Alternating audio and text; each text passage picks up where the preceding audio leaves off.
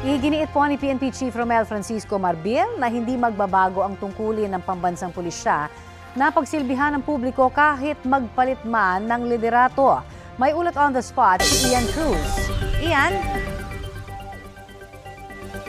Yes, Connie, agad nga i-promote sa 4-star rank ang bagong talagang hepe ng PNP na si Police General Romel Francisco Marbil. At dahil dyan, Connie, epektibo ngayong araw, ganap na ng Police General itong si Marbil na huling hinawakan ang posisyon ng PNP Comptroller sa National Headquarters dito sa Camp Crame. Naging Regional Director din siya ng PNP Eastern Visayas, Director ng PNP Highway Patrol Group o HPG at Chief of Staff ng Civil Security Group. Posibleng mahigit 10 buwang hahawakan ni Marbil ang pagiging PNP Chief bago ang kanyang retirement sa February 7, 2025. Pinalitan ni Marbil ang kanyang mista sa PMA Class 1991 ang nagretiro si Police General Benjamin Acorda Jr.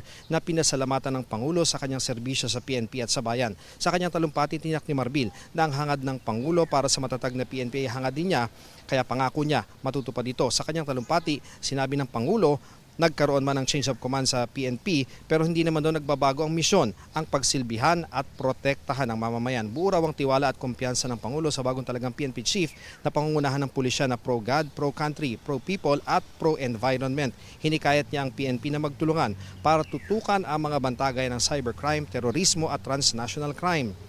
Dapat din daw tiyakin ang pinakamataas na antas ng profesionalismo sa pagbibigay ng serbisyo sa mamamayan. Samantala, Connie, sa kasagsagan ng seremonya sa PNP Grandstand, ilang pulis naman ang namataan nating ineskortan mula sa formation. Labis kasi ang init kanina na nasa 35 degrees Celsius dito sa Quezon City. Yan muna ang mainit na balita mula rito sa Camp Crame. Balik sa iyo, Connie. Maraming salamat, Ian Cruz.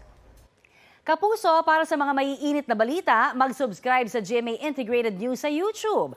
Sa mga kapuso naman abroad, subaybayan nyo kami sa GMA Pinoy TV at sa www.gmanews.tv.